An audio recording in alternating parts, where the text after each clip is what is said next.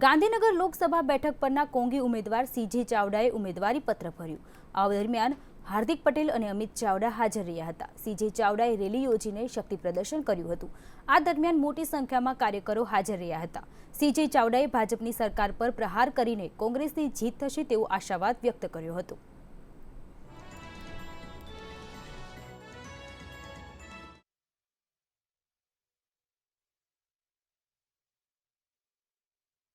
પટેલ આપણી જોડે ઉપસ્થિત છે। આપણે વાત કરીશું। હાર્દિકભાઈ, શું લાગે અમિત શાહ રાષ્ટ્રીય અધ્યક્ષ ભારતીય જનતા પાર્ટીના ઉભા છે, સામે ડૉક્ટર સીજે ચાવડાએ શું કહેશો?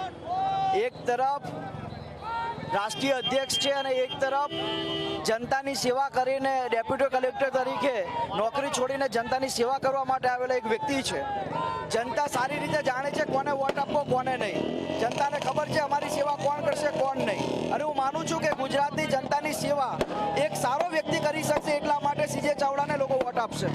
તમને ચૂંટણી લડવા દેવાની નથી, તમે પ્રચાર કરશો, કેટલી સીટો પર કરશો? કોઈ વાંધો નહીં, નો લડવા દીધા તો અમે સારું કામ કરશું, લોકોને જાગૃત કરીશું, આગળ વધે એવો પ્રયાસ કરીશું। અમિતભાઈ, કયા મુદ્દા સાથે આગળ ચૂંટણી લડીશું? ભારતીય જનતા પાર્ટીનો અન્યાય, અત્યાચાર, ખેડૂતોને આજે આર્થિક પાયમાલી, યુવાનોની બેરોજગારી, આર્થિક મંદી, આ તમામ મુદ્દાઓને લઈને લોકો